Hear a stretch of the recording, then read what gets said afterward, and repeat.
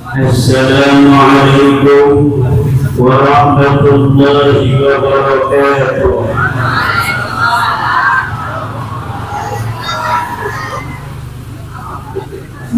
Alhamdulillahil hakim al-jawadil karimil azizir rahim wa tariqu ilayhi rabi'ul qasidin والدليل عليه بائع للنافعين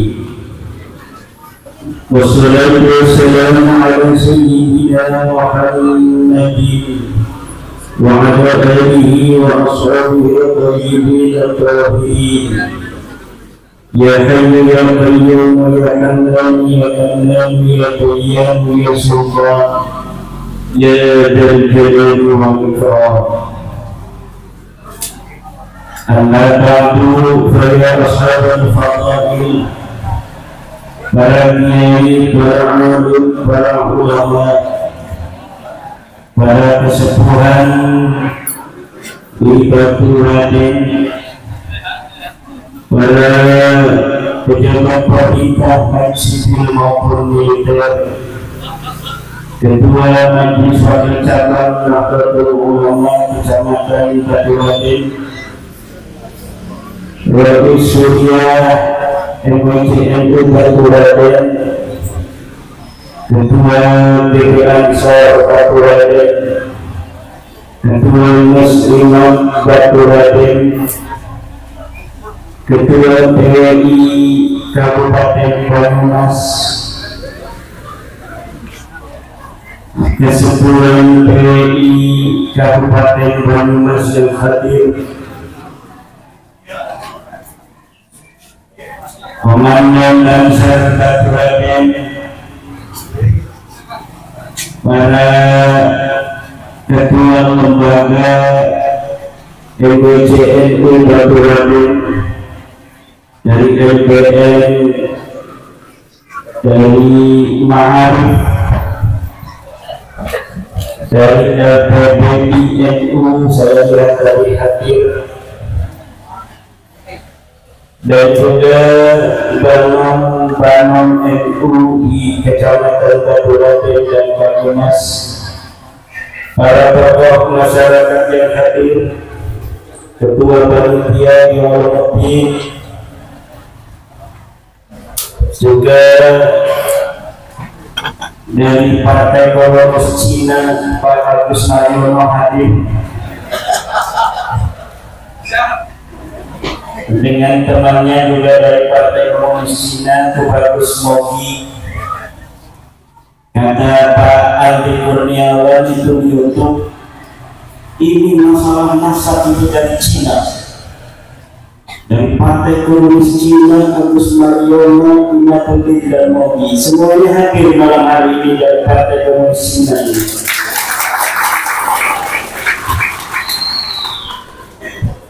Orang otaknya udah otak konspirasi finafir itu Pak Andi Kurniawan. Jadi realitas dunia ini dipikir dengan pikiran dia, tidak bagaimana membaca realitas dengan signifikansi dan kemanfaatan yang akan diterima oleh masyarakat akan sebuah proposisi dan narasi.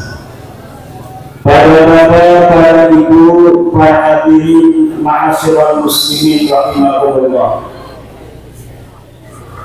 puji yang tiada henti untuk Allah ilahi Rabbi di malam hari yang sangat berbahagia ini. Kita dapat berkumpul di Batu Raden yang sekarang punya kebun raya dalam rangka memenuhi undangan majelis wakil cabang Nahdlatul Ulama Batu Raden, juga dihadiri oleh beberapa MWCNU dari kecamatan lain. Ini jadi pertemuan ketua-ketua MWCNU. Saya dulu 2006 Ketua MWC NU Gresik, sebuah kecamatan di Kabupaten Tangerang, Banten. Di kecamatan saya, MWC NU sudah terbentuk 1936 sebelum merdeka. Ketua MWC NU pertama Kiai Haji Muhammad Amin, ayahanda dan Wakil Presiden Republik Indonesia Kiai Haji Ma'ruf Amin. Beliau mondok di Mekah 6 tahun, pulang 1936, langsung mendirikan Majelis Wakil Cabang Nahdlatul Ulama.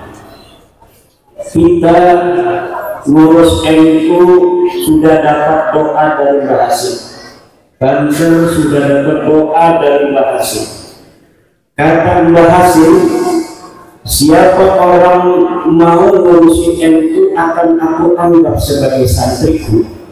Siapa orang yang telah aku anggap sebagai santriku, maka dia akan mendapatkan doa dari husnul khotimah, dia dan keluarganya. Kata Mbah Ridwan Abdullah yang menciptakan lambang NU, orang yang ngurus NU jangan takut tidak makan. Kalau sampai orang ngurus NU tidak makan, komplain aku kalau aku masih hidup. Kalau aku sudah mati takih di depan batu nisanku. Saya ngurus NU sejak 2006. Itu barokah luar biasa. Santri guru hanya ada 15, sekarang nyampe 800-700. Berarti barokah ilmunya. Istrinya juga ngantar, alhamdulillah. Luka bala istri saya.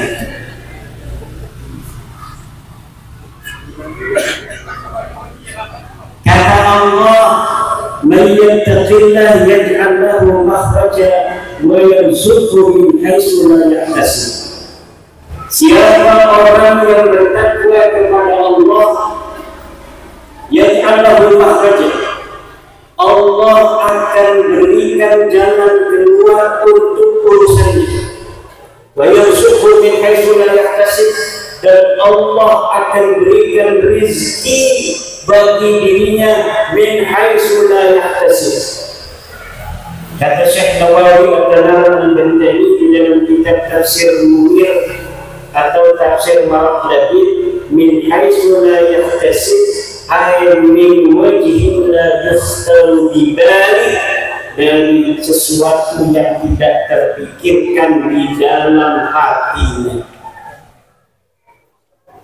Kata Allah hasbullah,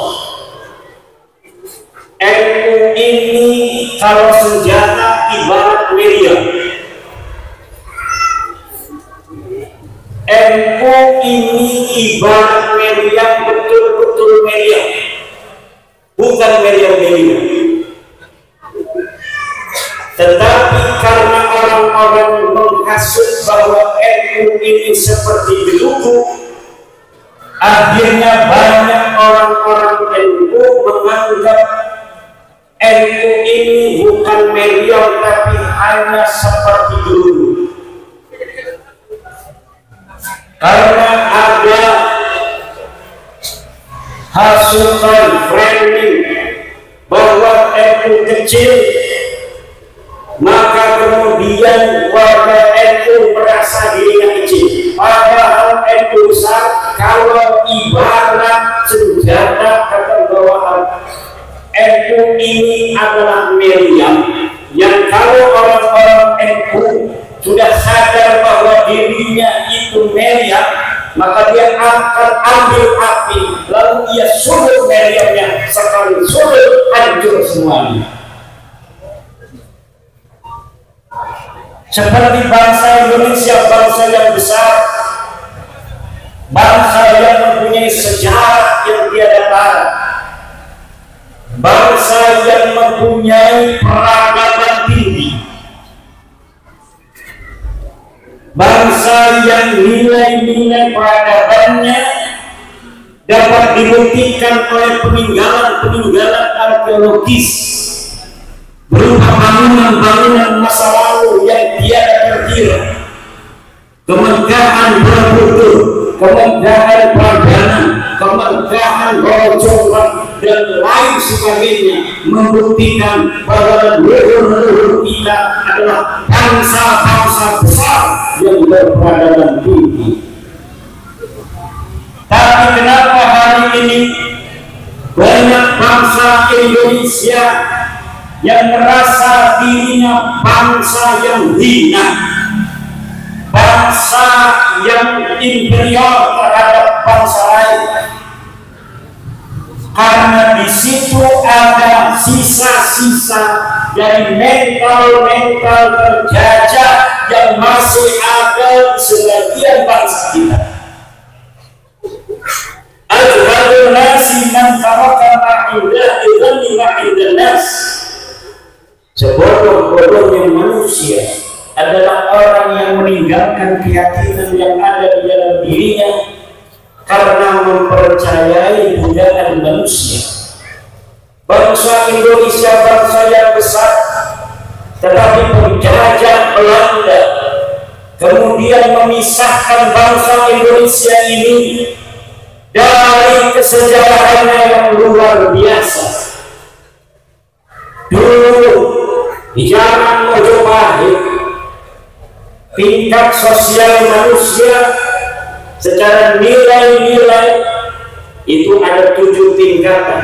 Ada Brahmana, ada Ksatria, ada Waisya, ada Sudra, ada Candala, ada mereka, ada Tuja. Orang asing ditaruh di tingkatan ke-6, yaitu mereka.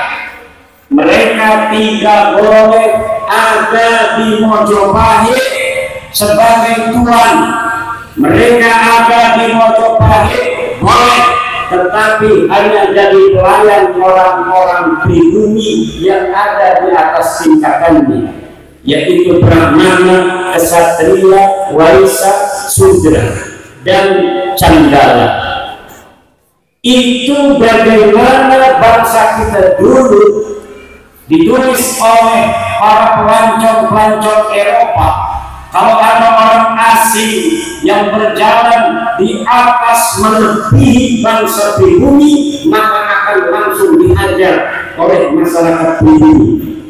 Orang asing boleh hidup di Majapahit ketika itu, tetapi secara nilai-nilai kemanusiaan pribumilah yang harus menjadi tuan di tanahnya sendiri.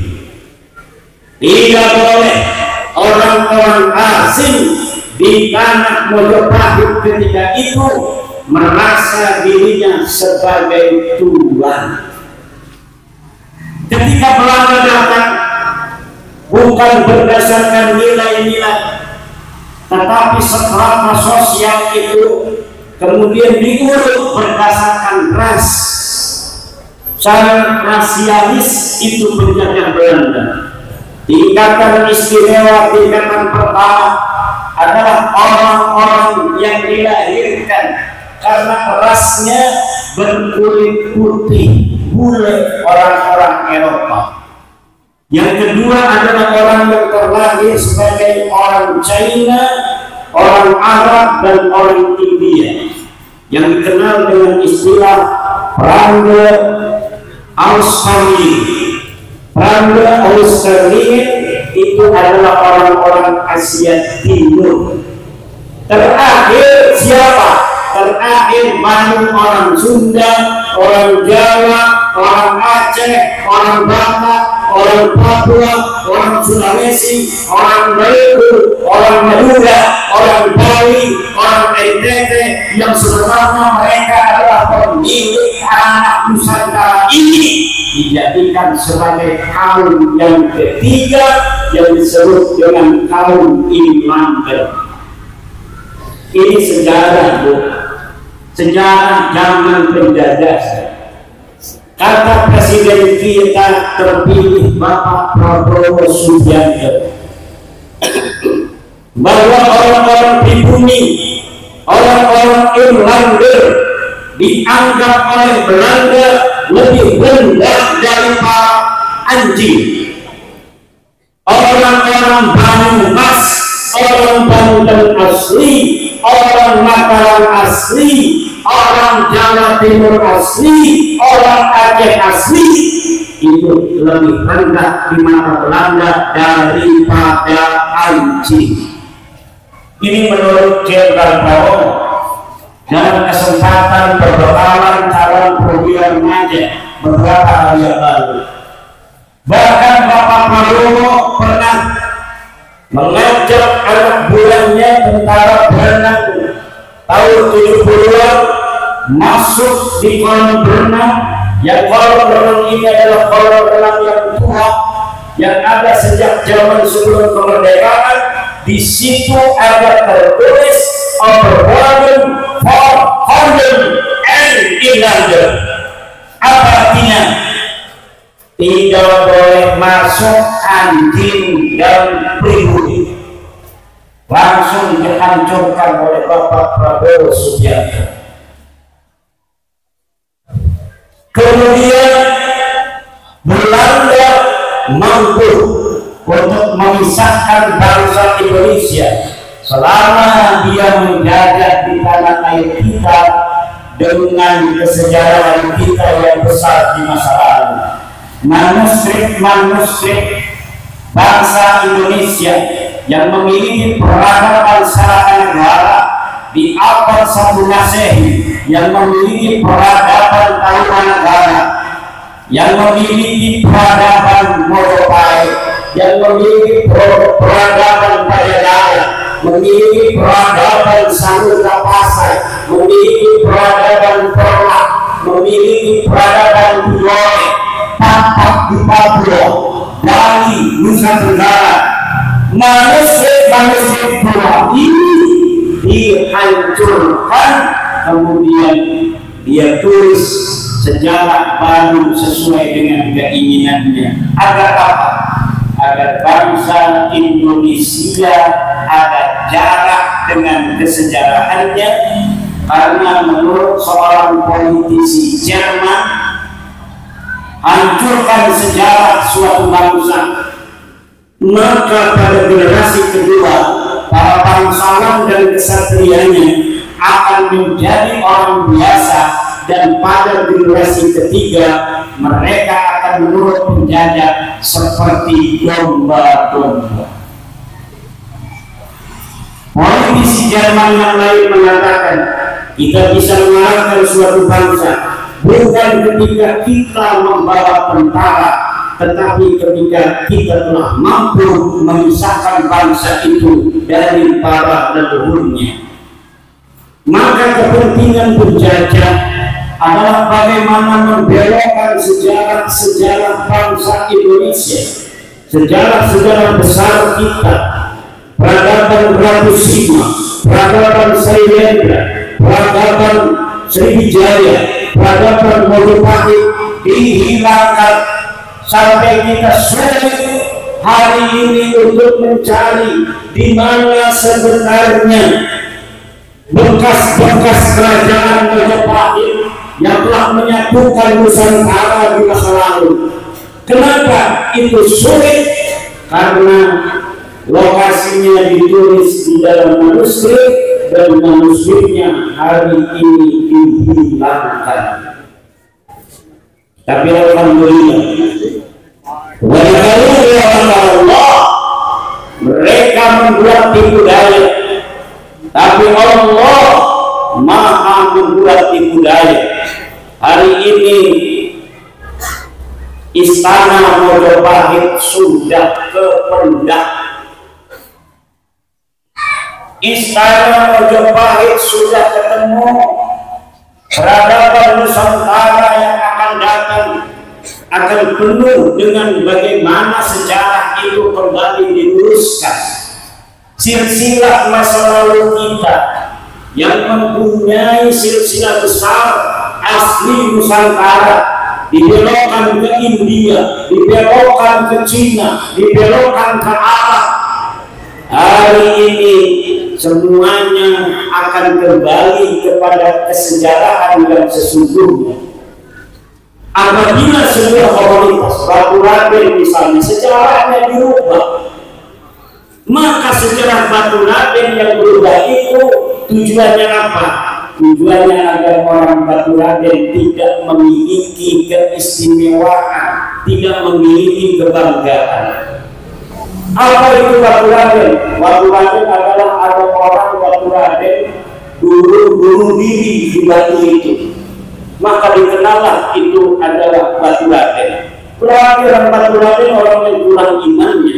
Ini adalah sejarah-sejarah yang ditulis dan dikembangkan agar masyarakat Batu Raden tidak memiliki kebanggaan terhadap Batu Raden. Batu Raden ini adalah batu bangsawan, di mana di batu itu dua suami istri saling mengadu kasih di dalam kebahagiaan penuh. Yang satu saleh, yang satu salehah. Yang satu adalah rakyat biasa, perempuannya adalah anak raja. Tetapi walau berbeda kasta, mereka hidup rukun bahagia, sering pepetanan di Batu Raden itu. Dan kalau ada yang mengatakan Batu Raden disebut Batu Raden karena ada orang Batu Raden bunuh diri di batu itu, maka itu sudah pasti adalah pembelokan sejarah yang ingin mendegradasi nilai-nilai kebanggaan kemanusiaan orang-orang Batu Raden. Sejarah apa saja kalau sudah dirubah, maka tujuan daripada orang yang berubah sejarah, dia ingin menguasai komunitas itu. Hari ini telah terbukti adanya berbagai macam penyimpangan sejarah yang sudah terkuak. Sejarah merah putih, katanya merah putih ini diciptakan dari usulan oleh Pahlawi, ditolak oleh pakar sejarah Al-Qur'an. Katanya yang membuat lambang Gunung Garuda adalah seorang Pahlawi, ditolak oleh Profesor Al-Qur'an. Katanya ketika 17 Agustus Presiden kita yang mulia Presiden Insinyur Soekarno sebelum membuat proklamasi, mengumumkan proklamasi, malamnya datang ke seorang Pahlawi, ditolak oleh pakar sejarah Profesor Al-Qur'an. Sejarah NU dibelokkan, sekarang terkuak, kemudian PBNU sekarang memerintahkan kepada LP Ma'arif NU, kepada siapa satunya RMI NU, PBNU memerintahkan kepada LP Ma'arif NU dan RMI NU untuk menarik sejarah NU yang dibelokkan oleh oknum Pahlawi agar kembali kepada sejarah yang sesungguhnya, bahwa Nahdlatul Ulama ini dibentuk semata-mata seluruhnya adalah oleh kiai-kiai Nusantara asli.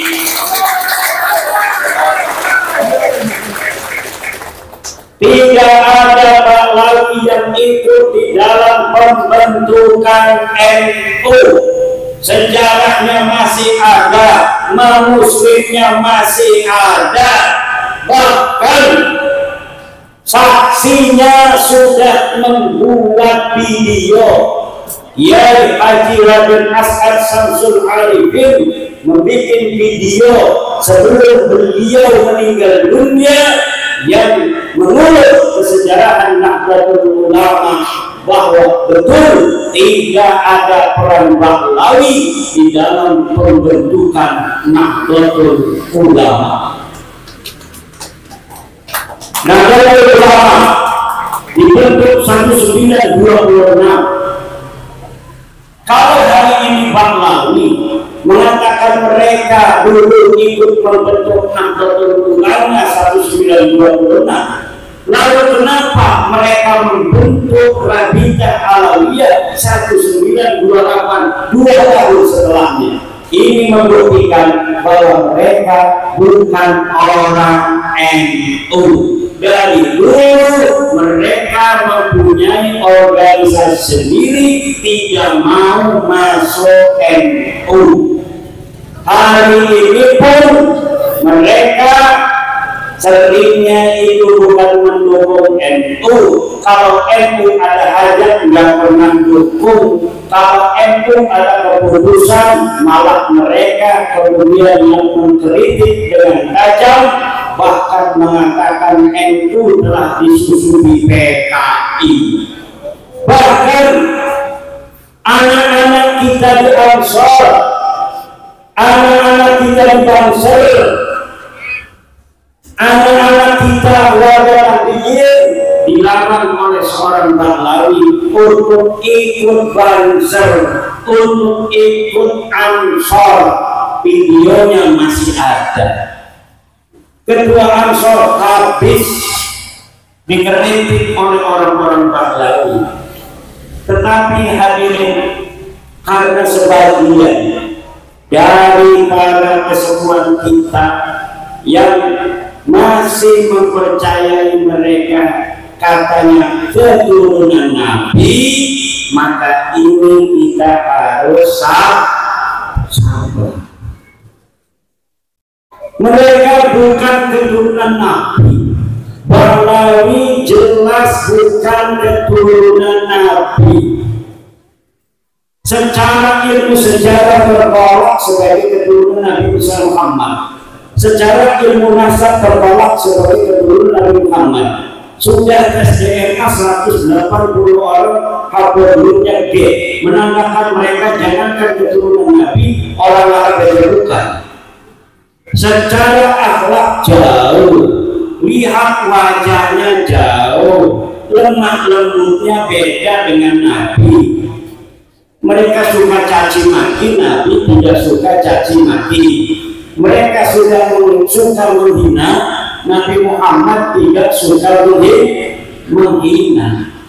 Wajahnya menakutkan, sementara Nabi Muhammad wajahnya penuh dengan kelembutan. Semua orang yang memandangnya itu merasa tenang, senang, dan dimuliakan karena Nabi Muhammad memandang manusia dengan wajah cinta dan kasih sayang.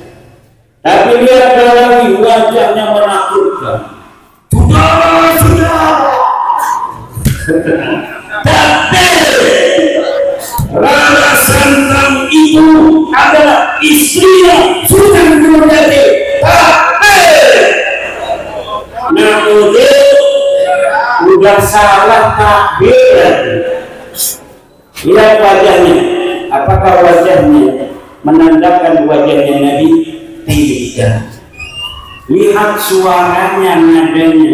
Apakah seperti itu nada dan suaranya Nabi? Lihat penghinaannya kepada manusia yang lainnya. Apakah Nabi Muhammad suka menghina orang lain? Lihat ancamannya untuk membubarkan pengajian para kiai-kiai yang tidak percaya mereka keturunan Nabi. Apakah Nabi suka mengancam? Lihat mereka sudah mempersekusi orang lain, menyuruh anak buahnya untuk mempersekusi orang lain, menakut-nakuti orang lain. Apakah Nabi suka menakut-nakuti orang lain? Apakah orang yang akhlaknya jauh demikian dengan Nabi masih mau dipercaya sebagai keturunan Nabi? Tidak. Wallahi bukan keturunan Nabi. Wallahi berdosa orang yang hari ini masih mengakui Bahlawi sebagai keturunan Nabi. Ada yang mengatakan Nabi kuala inna maqayyarna bikum sa'ilan tandahu lanarjumannakum wa yabasannakum minamadarun alim. Ta'irukum ma'akum, kamu yang akan kuala. Kalau ada orang keturunan Nabi akan kualat, maka mereka lah yang masih percaya bahwa keturunan Nabi yang akan kualat dalam hidupnya mulai sekarang.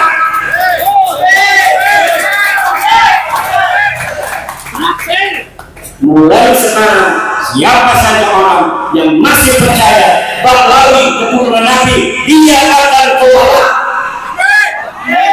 Kenapa? Karena tidak ada dalil sedikit pun yang menyatakan mereka keturunan Nabi. Sejarah sejak abad ke-4 sampai abad ke-9 Hijriah, di mana nama-nama leluhur fiktif mereka yang ditulis katanya ada sebagai ulama. Ternyata saya baca sejarah yang ada ditulis dari abad ke-4 sampai abad 9, tidak ada nama mereka disebut sebagai keturunan baginda Nabi Muhammad SAW. Jangankan sebagai keturunan Nabi, orangnya saja tidak ada. Bagaimana kita mengakui seseorang yang bukan keturunan Nabi lalu kita anggap sebagai keturunan Nabi? Bagaimana nanti kita kalau bertemu baginda Nabi Muhammad SAW, bertemu dengan baginda Sayyidatuna Khadijah, Bunda Khadijah, bertanya kepada kita, kenapa engkau menganggap orang yang bukan darah dagingku sebagai darah dagingku, sementara akhlaknya jauh daripada akhlakku, kata Ibunda Khadijah Al-Kubra, apalagi akhlak dari suamiku. Bagaimana kalian mempercayai mereka sebagai keturunanku, padahal ada ulama di kalian saat kalian hidup yang telah memberi dalil kepada kalian bahwa mereka bukan keturunanku. Bagaimana nanti kalau Sayyidatuna Fatimah Az-Zahra Al-Batul bertemu dengan kita dalam keadaan kita kemudian mengakui yang bukan keturunannya sebagai keturunan Sayyidatuna Fatimah Az-Zahra Al-Batul? Bagaimana di hari kita? Apalagi kalau nanti kita bertemu dengan baginda Nabi Muhammad sallallahu alaihi wasallam, orang-orang yang membawa namanya, membawa baginda Nabi Muhammad untuk mengambil hartanya, untuk mengambil keramiknya, keramik dagangan di material, dengan mereka ngaku keturunan Nabi, dia bawa truk, kemudian dia ambil itu keramiknya tanpa bayar lagi. Dia namu pada tamu, kemudian kursi yang bagus itu minta diangkat ke mobilnya. Akhlak-akhlak yang memalukan semacam ini kemudian dinisbatkan kepada Nabi Muhammad sallallahu alaihi wasallam. Akhlak-akhlak model begini yang rendah dinisbatkan kepada Bunda Khadijah Al-Kubra, kepada Bunda Fatimah Az-Zahra, kepada Al-Haidar Sayyidina Ali karramallahu wajhah, kepada Tayyib yaitu Sayyidina Husain radhiyallahu anhu. Belum lagi para hadirin hadirat, sejarah bangsa Indonesia yang berputar dari seharusnya. Makam-makam ini ada faktanya, ini ada datanya, bahwa ada makam-makam yang namanya berbelok bukan kepada yang seharusnya. Ada KRT Semudiningrat orang Jogja kemudian jadi Bin Yahya. Ada Gajah Barong orang Banten jadi Bin Yahya. Ada di Pemalang kemarin baru dibongkar itu silsilahnya, papan namanya dari Pekalongan, katanya Abu Bakar Bin Yahya, padahal namanya nama orang Jawa, namanya Syekh Amsono. Nah, yang semacam ini untuk apa? Untuk apa sih mereka mau merubah-rubah silsilah nama-nama dari leluhur orang Jawa, kemudian diganti menjadi Pahlawi. Pasti ada tujuannya, pasti di situ ada utang di balik batu. Ini yang terjadi. Kita bukan benci kepada orang, kita meluruskan bahwa pengakuan kepada baginda Nabi sebagai keturunan itu harus dapat dibuktikan dengan 3 syarat. Orang mengaku siapa saja boleh mengaku dan bisa mengaku, betul. Tapi kalau mengakunya turunan baginda Nabi harus tercatat di dalam kitab-kitab nasab. Kitab nasab sejak abad kedua Hijriah sudah dicatat. Siapa keturunan Nabi, siapa yang bukan, itu sudah ada. Sudah ada kitab Arba'ul Imam fi Misra wa Syam di abad kedua Hijriah, karangan Ibnu Talataba yang wafat 199 Hijriah, menerangkan tentang anak Sayyidina Hasan, anak Sayyidina Husain yang ada di Mesir dan di negeri Syam. Kemudian ada silsilatul Alawiyah di abad keempat, di abad ketiga ada Mus'ab Az-Zubairi. Kemudian di abad selanjutnya kelima ada kitab Tahdhibul Ansar, ada kitab Al-Majdi, ada kitab Muntaqilatul Talibiyah. Keturunan Nabi semuanya ditulis. Ahmad bin Isa juga ditulis. Tidak punya dia nama anak Ruben seperti yang diakui oleh Pahlawi. Dia hidup pada abad ketiga 200 Hijriahan. Katanya dia wafat 345. Itu abad keempat. Kitabnya ada, tetapi tidak disebutkan Ahmad bin Isa hijrah ke Yaman. Ahmad bin Isa itu ada di kota Madinah. Bagaimana sekarang sampai ada kuburannya di kota Yaman, di negara Yaman? Itu kuburan apa? Mana datanya yang menyebutkan Ahmad bin Isa di Yaman? Tidak ada. Ahmad bin Isa, berita yang bisa kita dapatkan ada di dalam kitab Al-Ghaibah. Dia ada di kota Madinah Al-Munawwarah pada tahun 234 Hijriah. Pada umur sekitar 20 tahun. Kata Pahlawi dia pindah ke Yaman 317 Hijriah. Berarti umurnya sudah 100 tahun lebih. Masa iya orang yang umurnya sudah 100 tahun lebih kemudian dia pindah ke Yaman mau ngapain? Kemudian mati katanya 345 Hijriah, berarti umurnya 131 tahun. Bagaimana orang jarang walaupun ada orang yang sampai hidup 131 tahun. Maka secara ilmu logika ini mendekati mustahil.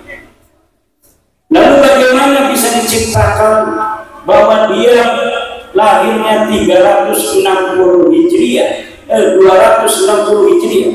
Kata Pahlawi, Ahmad bin Isa ini lahir 260 Hijriah. Bagaimana orang yang lahir 260 Hijriah di dalam kitab disebutkan 234 Hijriah dia sudah umur 20 tahun? Ini nyata-nyata bahwa sejarah yang mereka tulis sejarah cocokologi, sejarah palsu. Ada seorang turunan Nabi namanya Ahmad bin Isa, kemudian mereka mencantolkan bahwa leluhur mereka yang namanya Ubed itu sebagai keturunan baginda Nabi. Itu dari sisi ilmu nasab dan ilmu sejarah. Dari tes DNA apa? Darah mereka ini juz'un min ajza'i badani, itu sudah dites di mesin.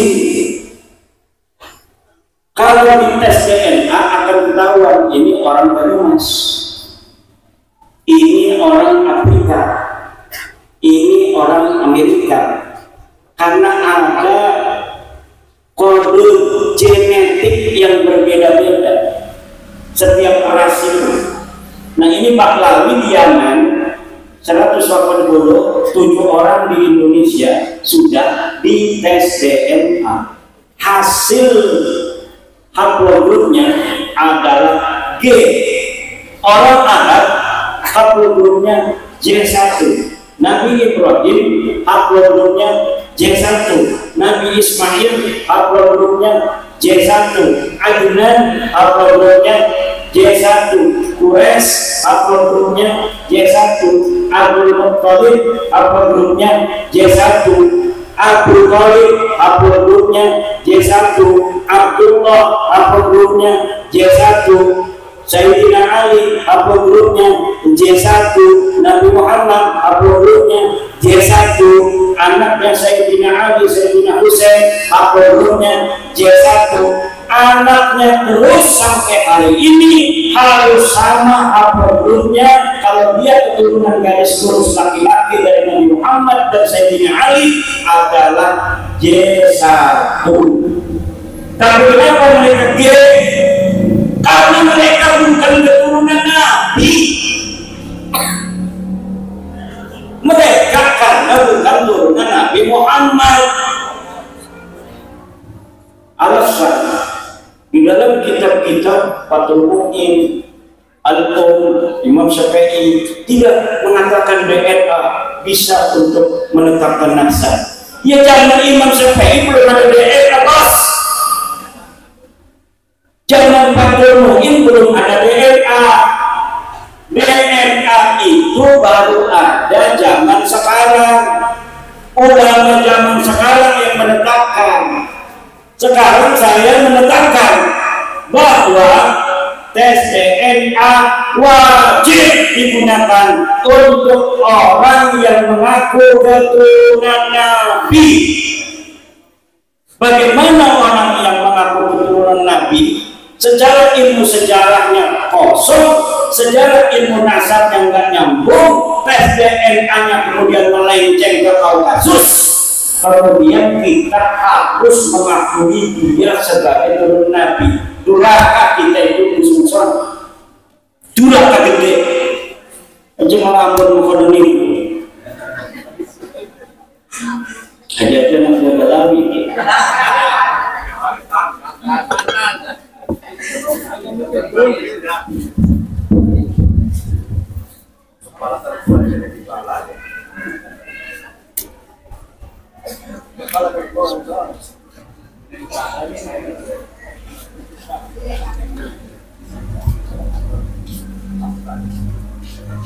Sekarang mereka sudah tidak bisa menjawab. Tidak ada jawaban. Kenapa tidak ada jawaban? Karena tidak ada dalil. Kenapa tidak ada dalil?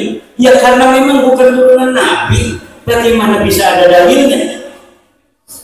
Kalau hari ini Ki Ulumuddin mencatat anaknya, anak saya 1 Jenar, 2 Zulkifli, 3 Jainuddin, ditulis 2024.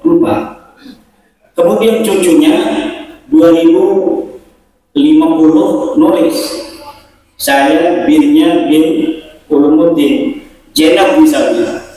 Saya punya anak 10, tulisin anaknya 10. Kemudian 50 tahun lagi cucunya nulis lagi saya punya anak. Itu berurut-urut berdasarkan kitab sebelumnya, ini berdasarkan kitab sebelumnya. Ini si buyut berdasarkan kitabnya cucu, si cucu berdasarkan kitabnya kakeknya, yaitu Ki Ulumuddin. Terus sampai sekarang itu lumintu. Makanya kalau ada kitab nasab itu disyaratkan Allah takuna mukhalifatan lil usul, tidak boleh bertentangan dengan kitab asal. Kalau dia merasa keturunannya kiai siapa Ulumuddin, maka harus sesuai dengan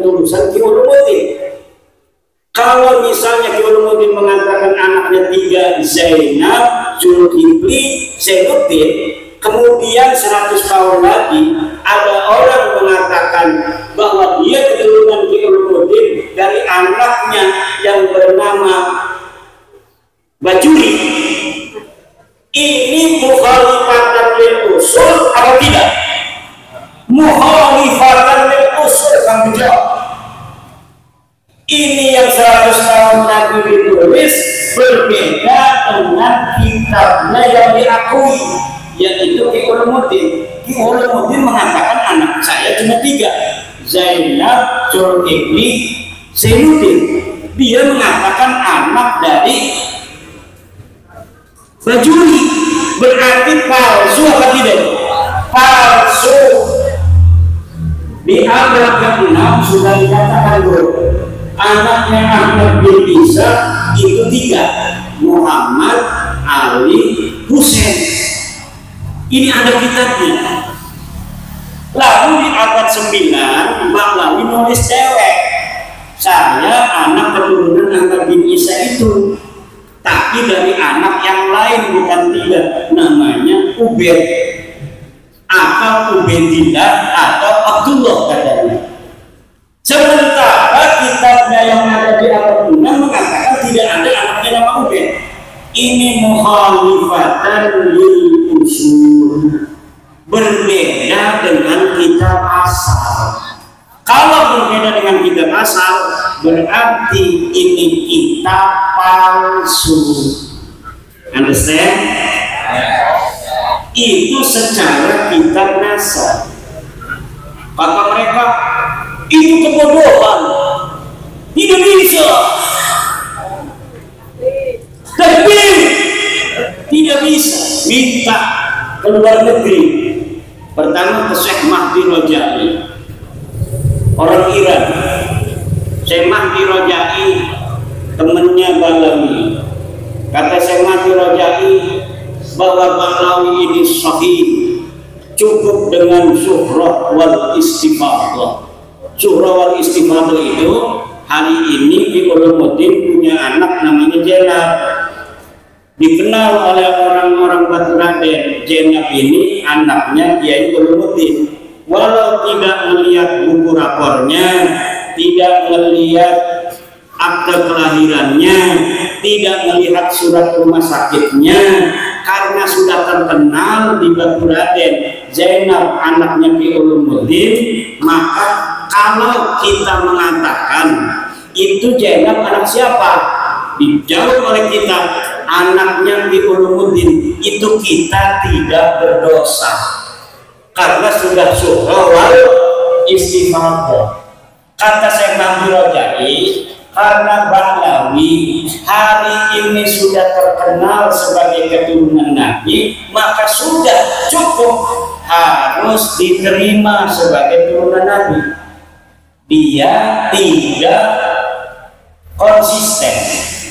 Dia seorang ahli nasab, mengarang kitab namanya Al-Muqibun.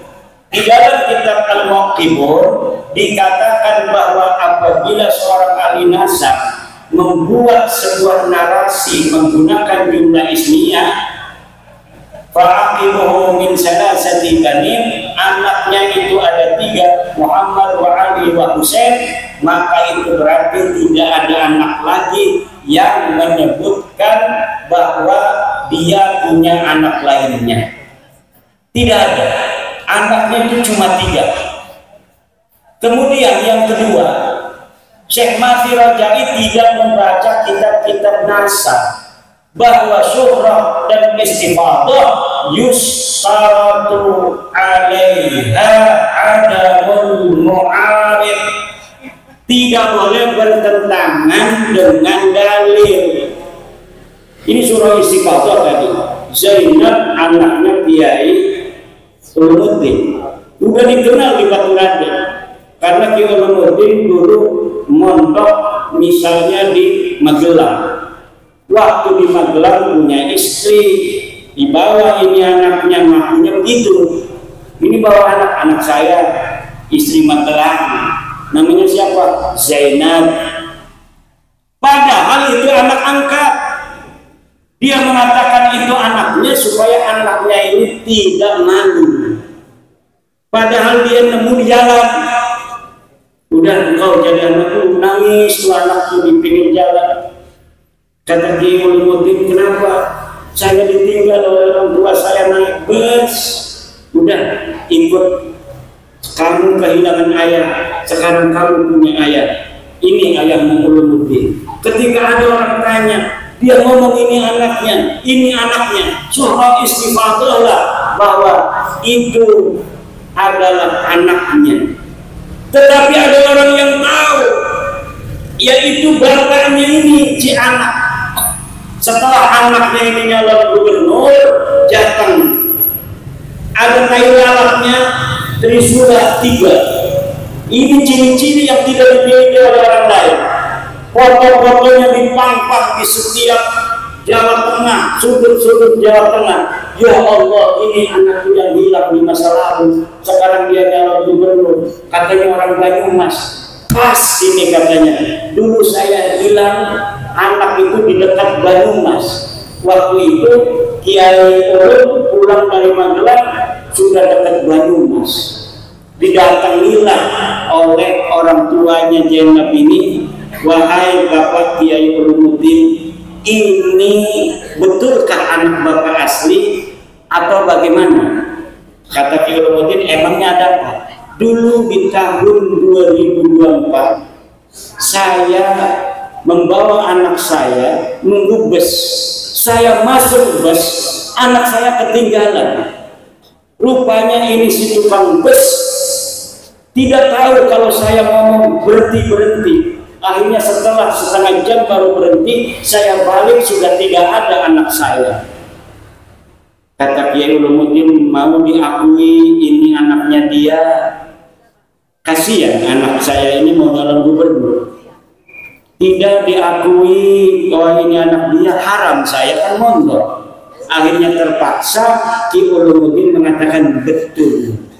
Maka surah dan istifadah yang ada di Batu Raden bahwa Zainab adalah anak daripada Kiai Ulumuddin gugur. Artinya kalau suatu saat Zainab ini mau menikah, maka Kiai Ulumuddin tidak boleh menikahkan. Orang yang tahu itu harus mencegah. Kalau tidak mencegah, nikahnya tidak sah, anaknya syubhat. Zina tidak karena dinikahkan. Tetapi sahih juga tidak nikahnya. Bahaya itu anak-anak sunat.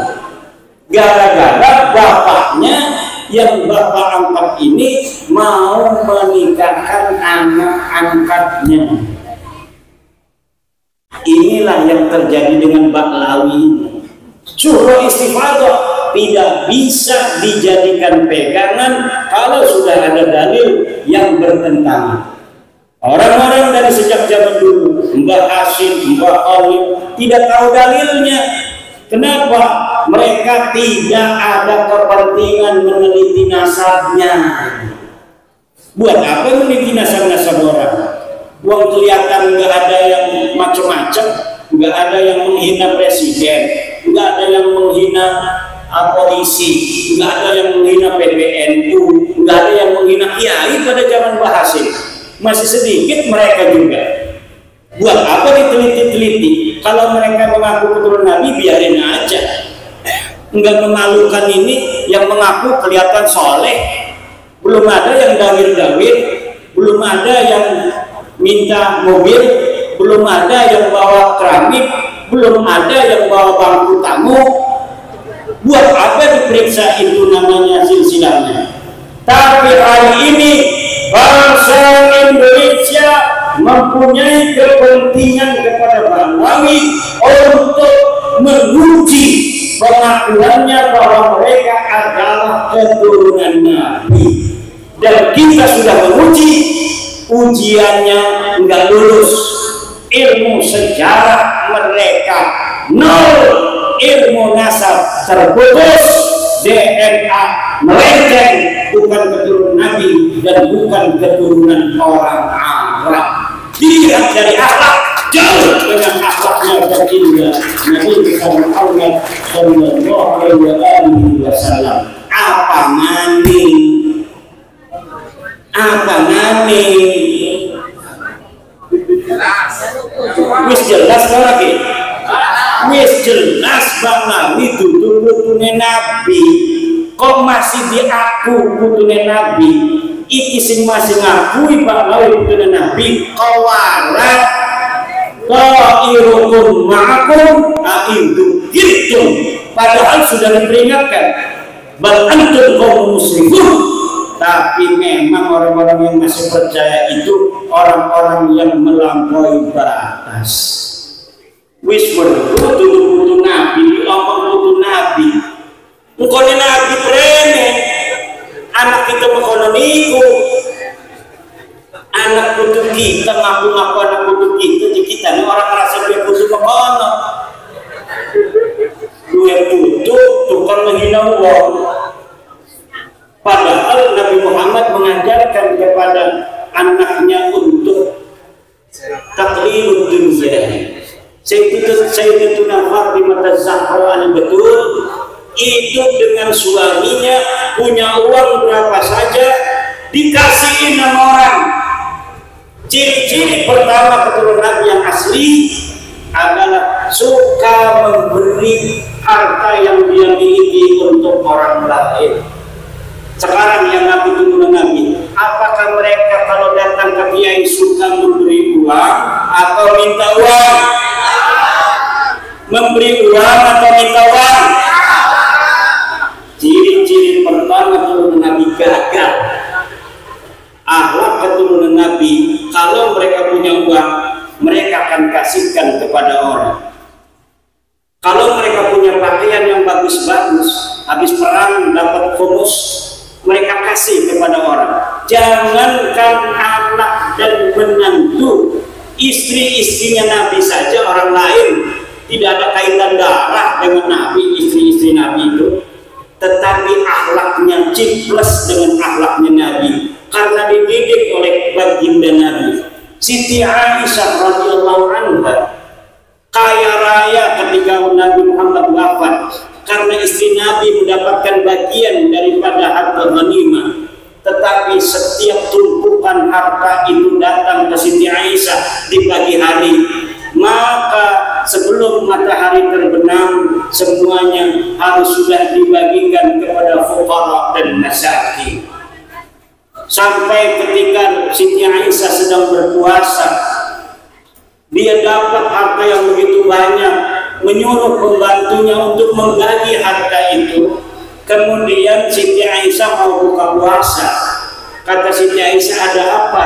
Aku mau berbuka puasa. Tidak ada apa-apa lagi wahai ummul mukminin. Kata Siti Aisyah, kenapa engkau tidak sisakan sedikit pun? Kata pembantunya, bukankah itu yang kau ajarkan? Masya Allah, itulah keindahan ahlu baitin Nabi, ahli baitnya baginda Nabi Muhammad sallallahu alaihi wasallam. Tidak suka menumpuk harta, kalau punya harta mereka akan bagikan kepada orang lain. Nah, ini kita datang kepada orang yang ngaku cucu Nabi, datang kepada orang bukan ngasih duit, minta duit, betul atau tidak?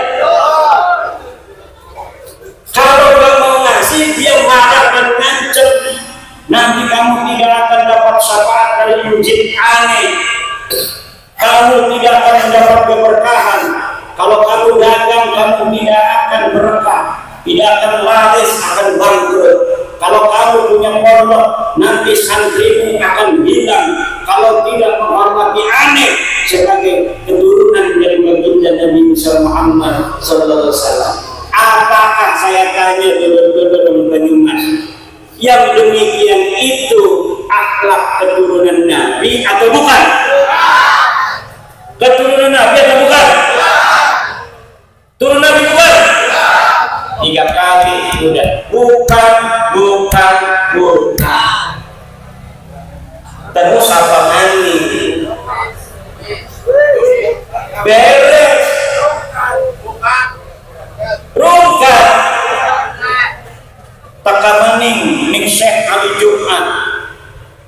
di Mesir ingin dapat bantuan daripada pernyataan, membikin pernyataan. Syekh Ali Jum'ah, seorang ulama di Mesir, temannya Syekh Umar bin Hafid, mengatakan juga cukup dengan syuhrah dan istifadah. Tidak ditulis bukan berarti tidak ada. Tetap siapapun yang ditanya, ulama manapun di dunia ini ditanya tentang Ba'lawi, gak bakal punya dalil. Terakhir mereka datang ke ulama dari Hijaz, namanya Syekh Ibrahim bin Mansur Al-Amir.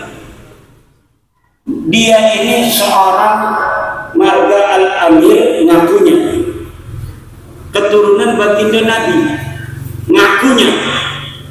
Tapi ini Ibrahim bin Mansur, nasabnya juga palsu. Sudah diteliti oleh ulama-ulama di negara Hijaz bahwa Ibrahim bin Mansur Al-Amir adalah bernasab palsu, mengaku-ngaku juga sebagai turun Nabi. Jadi yang palsu sekarang minta bantuan kepada yang palsu lagi. Tentunya antara sesama pemalsu harus saling bantu membantu. Ba'lawi nasab ke nabinya palsu, Ibrahim bin Mansur nasab ke nabinya palsu. Sama-sama palsu, saling membantu. Sesama biskota tidak boleh saling mendahului.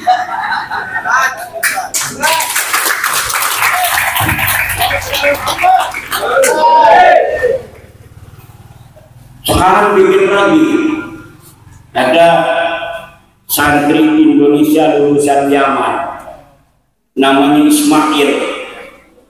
Dia meneliti kitab saya. Katanya ini Imaduddin ini banyak mengambil daripada situs-situs Wahabi. Jangan-jangan dia adalah susupan dari orang Wahabi. Kitabnya cuma kopas dari situs-situs Wahabi. Ini Ismail mondoknya di Yaman. Dia mondok di Yaman di orang yang mengaku keturunan Nabi. Selama ini dia menganggap bahwa dirinya itu mondok, mempunyai ilmu, bukan hanya mempunyai sanad, tapi juga mempunyai nasab kepada Rasulullah Muhammad SAW. Dia berbangga dengan itu. Tapi tiba-tiba pulang ke Indonesia, dia akan berbangga bahwa saya mendapatkan ilmu. Boleh orang Jawa pinter-pinter baca kitab kuning, tapi hanya mendapatkan sanad dari Rasulullah, sanad ilmu. Tapi saya mondoknya di Yaman lebih hebat karena bukan hanya sanad ilmu, tapi juga nasab kepada Rasulullah Muhammad SAW. Tiba-tiba pas sampai Indonesia, nasab gurunya dianggap batal oleh putra Nusantara. Kecewa atau tidak dia? Kecewa. Dia mau berbangga-bangga diri, kemudian sampai sini gurunya nasabnya dibatalkan oleh orang Indonesia. Akhirnya dia mencari-cari cara bagaimana saya yang dalam penelitian saya menyatakan bahwa Ba'lawi sama sekali bukan keturunan baginda Nabi Muhammad SAW. Ini di framing segala macamnya. Kitabnya hanya dapat kopas dari ulama-ulama Wahabi bahwa ini adalah tidak ilmiah dan lain sebagainya. Sementara dia tidak ngerti bagaimana caranya nulis kitab. Katanya ini cuma dihilangkan dan ditambah. Ya namanya pengarang itu harus ada sanad dan tidak boleh bertentangan dengan kitab-kitab sebelumnya. Orang mengarang kitab itu hanya menambah atau mengurangi sesuatu yang tidak perlu di masa kini yang ditulis oleh masa lalu. Itu namanya tajdid, namanya pembaruan. Hal-hal yang ditulis di masa lalu yang tidak ada korelasi dan signifikansinya di hari ini, itu kemudian dihilangkan, dicari sesuatu yang ada korelasi, signifikansi, kemanfaatan, kemaslahatan untuk peradaban manusia di hari ini. Itulah gunanya setiap masa harus ada penulis. Setiap masa Allah akan jadikan setiap generasi ada yang bisa menulis untuk mencatat setiap peradaban, untuk mencatat setiap muhimmat kepentingan yang dibutuhkan oleh manusia yang ada pada zaman itu.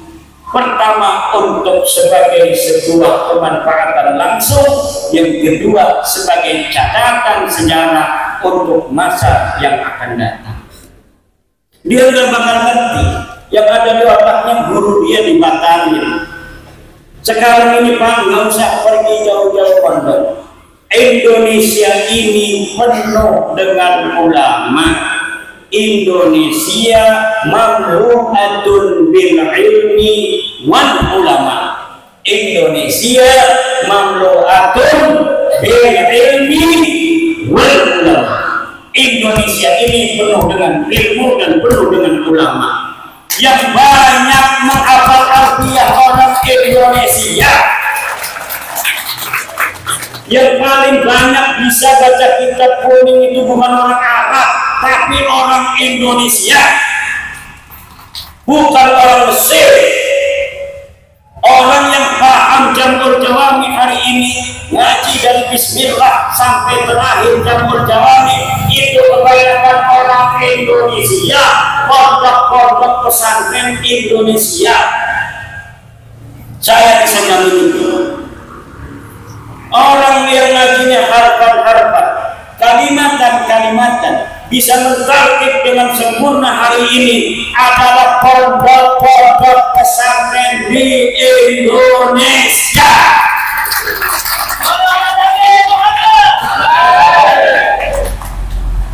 Tetapi kekurangannya Indonesia punya mental terjajah.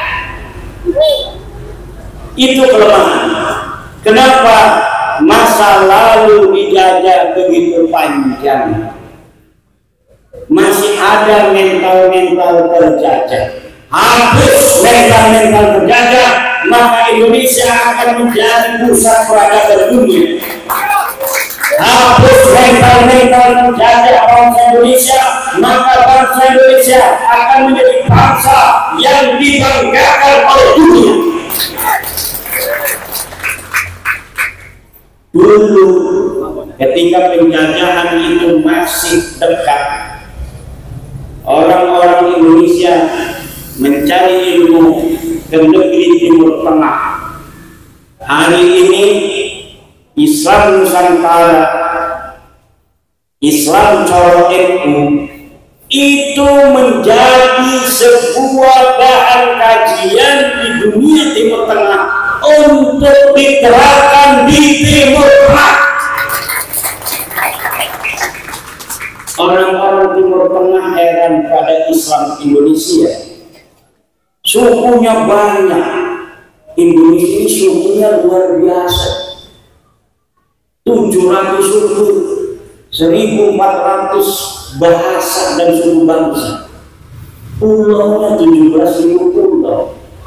Tetapi Islamnya kok damai. Jarang ada perang saudara. Tidak, memang ada beberapa masalah DIY, Aceh, Papua, tapi frekuensinya kecil dan bisa dilalui oleh bangsa Indonesia sampai saat ini. Mereka ingin belajar dari bangsa Indonesia. Ternyata jawabannya, karena di Indonesia bukan hanya ada istilah Ahlus Sunnah wal Jamaah, tetapi di dalam Indonesia ini ada mutiara ahli sunnah wal jamaah an-nahdliyah. Apa itu ahli sunnah wal jamaah an-nahdliyah? Yang disebut juga oleh Kiai Said Agil Siraj dan Gus Dur sebagai Islam Nusantara. Islam yang universal sama dengan di Arab, tetapi memiliki tipologi khusus, kekhasan di Jawa, kekhasan di Aceh, kekhasan di Maluku, di Kalimantan, di Papua, di Nusa Tenggara dan daerah-daerah Indonesia lainnya. Hari ini Indonesia menjadi kiblat kedamaian dunia. Hari ini Indonesia menjadi kiblat toleransi dunia. Maka oleh karena itu nilai-nilai inferioritas yang ada di bangsa Indonesia, yang masih ada di sebagian bangsa Indonesia, harus dihapuskan. Hapus mental terjajah. Jangan kita inferior. Sebagai manusia kita inferior terhadap orang barat. Sebagai manusia beragama kita berinferioritas diri terhadap orang-orang Timur Tengah. Padahal Islam mengajarkan, inna akramakum indallahi atqakum. Sungguhnya orang yang paling mulia bukan dia orang Arab, bukan dia orang Barat, tetapi dia orang yang paling bertakwa kepada Allah. La fadla li arabiyyin ala ajamiyyin. Tidak ada keunggulan orang Arab terhadap orang-orang Ajam, orang-orang Indonesia, orang-orang Malaysia, orang-orang Brunei. Tidak ada. Kalaulah ada hadis-hadis yang menyatakan keunggulan suatu kaum, maka silahkan teliti itu hadis-hadis. Di situ ada masalah. Karena bertentangan dengan Al-Quran, inna akramakum indallahi atqakum, dan bertentangan dengan hadis la fadla li arabiyyin ala ajamiyyin wa la li ajamiyyin ala arabiyyin illa bi taqwallah. Kecuali perbedaan manusia dilihat dari hanya takwanya kepada Allah. Siapa yang paling bertakwa? Dia yang paling mulia. Siapa yang paling lama sujudnya? Dialah yang paling takwa. Tapi bukan tidur. Ini lama sujud gak bangun-bangun, tidur. Hadirin ma'asyiral muslimin rahimakumullah. Ini yang harus kita tanamkan kepada anak-anak kita. Anak-anak bangsa, mana bangsa dia? Bangsa. Tuh ada muslimat dua, muslimat atau PKN. Pakaian di sini muslimat semua. Harusnya pakaian di depan, muslimat belakang. Ya ini, kalau muslimat itu sama pakaian beda tasnya. Kalau tasnya itu pakaian, itu adanya minyak wangi parfum liver. Kalau muslimat di dalam tasnya itu apa? Balsam burufin.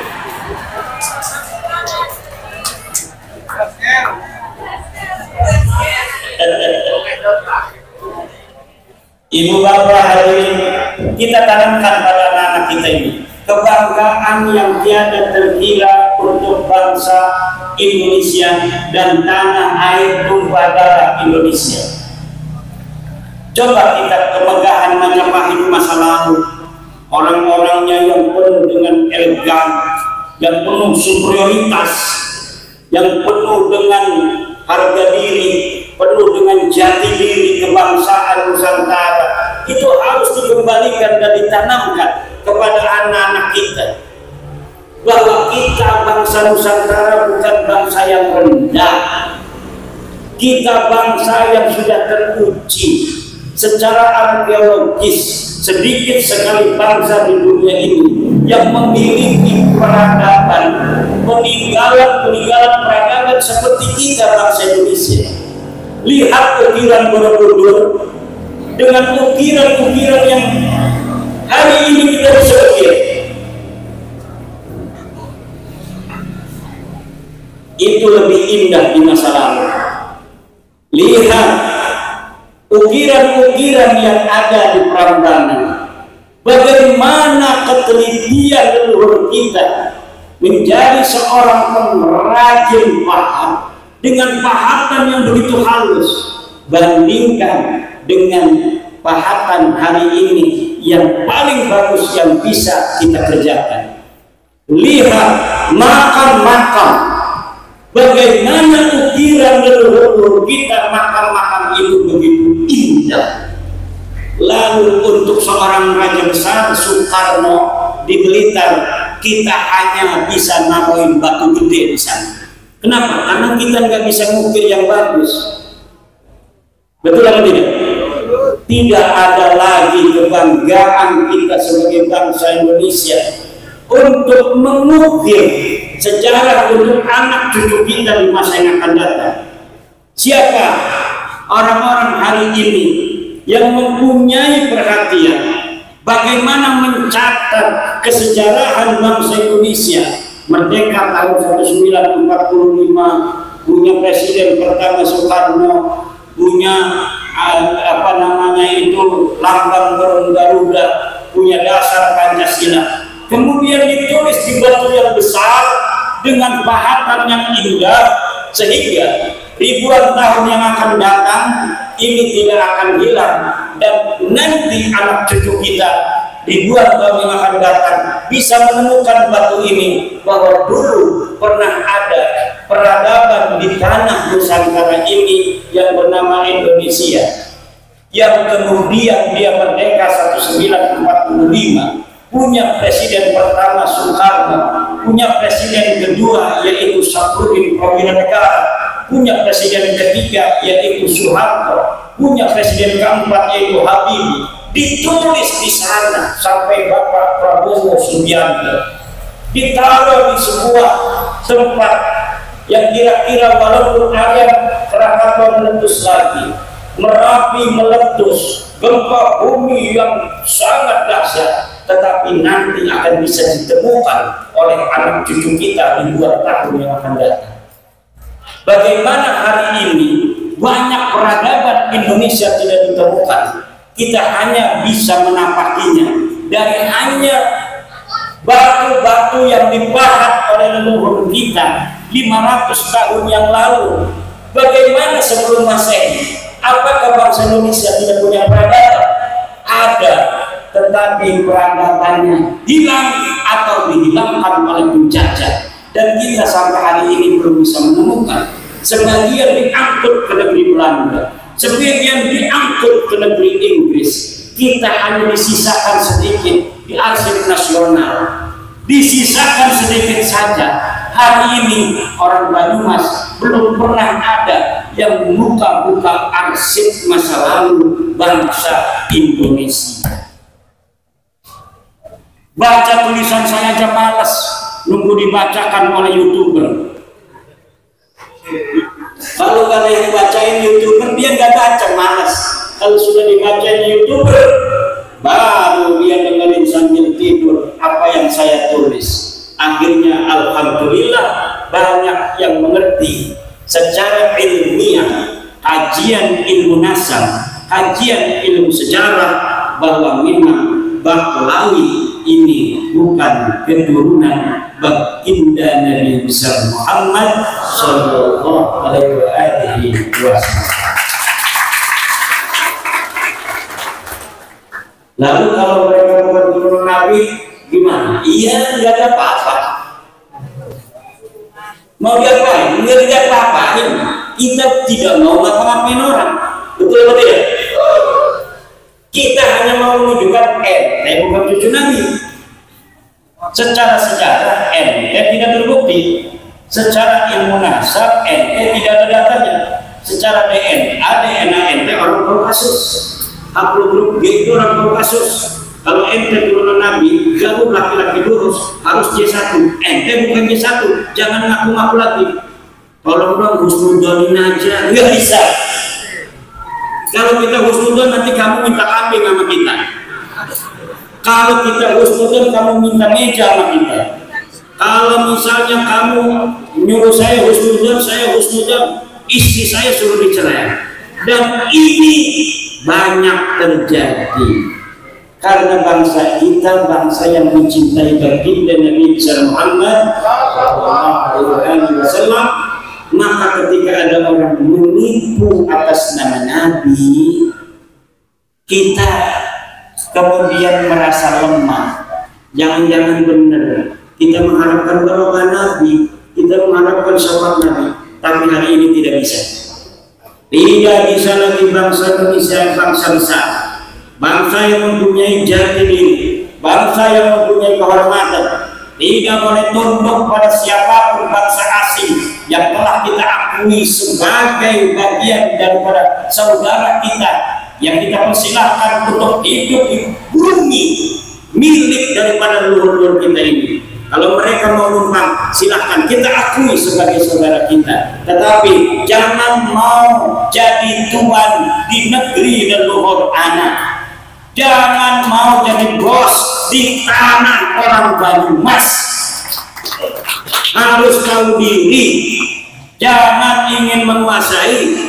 Harus tahu diri. Kalian adalah pendatang. Sudah diberikan tempat, alhamdulillah. Jangan sekali-kali lagi merendahkan bangsa Indonesia serendah-rendahnya. Jangan sekali-kali lagi merasa lebih tinggi dari bangsa Indonesia. Jangan sekali-kali lagi membelokkan sejarah Indonesia.